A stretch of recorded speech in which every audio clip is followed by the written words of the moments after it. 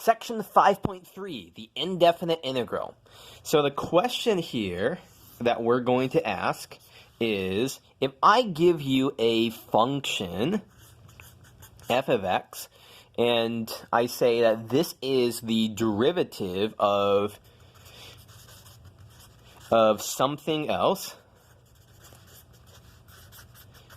can you tell me what g of x is, or what possible choice for g of x is?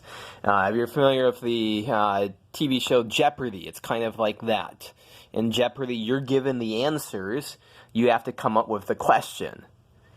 So we're given the derivative. What function has this function as a derivative? And the term that we're going to use for this is antiderivative.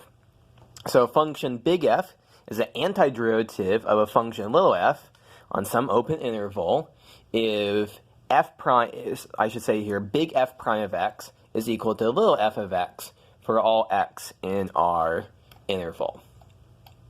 So let's just do an example or two of this just so that we are on the same page. So example, if I were to say to you, little f of x is x squared, big F of x is 1/3 x cubed. Now we see here the derivative of big F of x is 3 times 1/3 times x squared. So that's x squared, that's f of x. So here we would say that big F of x is an antiderivative of little f of x. Okay, so little important notation here, little important note of language.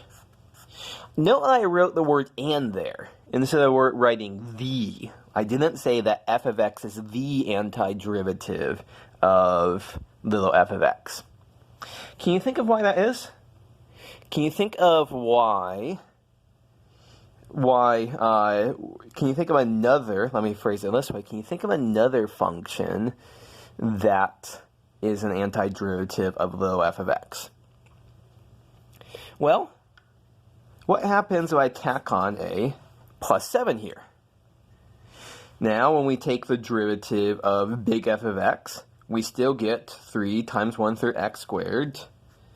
And the derivative of that plus 7 is just plus 0, so we still get x squared. We still get the same answer as we did before. So, obviously there's nothing special here about 7, that we can change this to be any constant we want to. So quite frequently we end up saying, we don't write plus 7, we write plus c, where it's understood that this plus c represents any constant we want to fill in. Okay, so right now we know how to, we have a definition of antiderivatives, and we see we have one antiderivative. We can always find another antiderivative by adding a constant to it. And by the way, when I say adding a constant, that constant could be negative. It would be just as valid if we want to say big F of x is 1/3 x cubed minus 5. That's completely fine. Nothing special here about positive numbers. So as it turns out, we have this theorem about the general antiderivative, which says that if we have one antiderivative, big F of x, is an antiderivative of our function little f of x, every single antiderivative is of the form big F of x plus a constant. So you can prove this using the mean value theorems, corollaries, and stuff like that.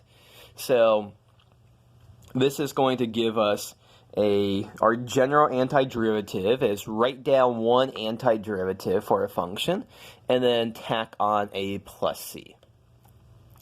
So we can say here, going back to, let's go back to this example.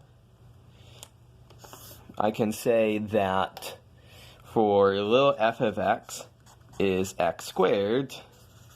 The general antiderivative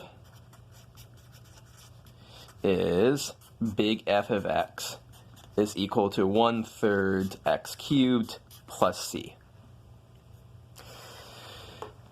So far we've got this definition of an antiderivative. And so in our next video, we'll talk about how to find antiderivatives.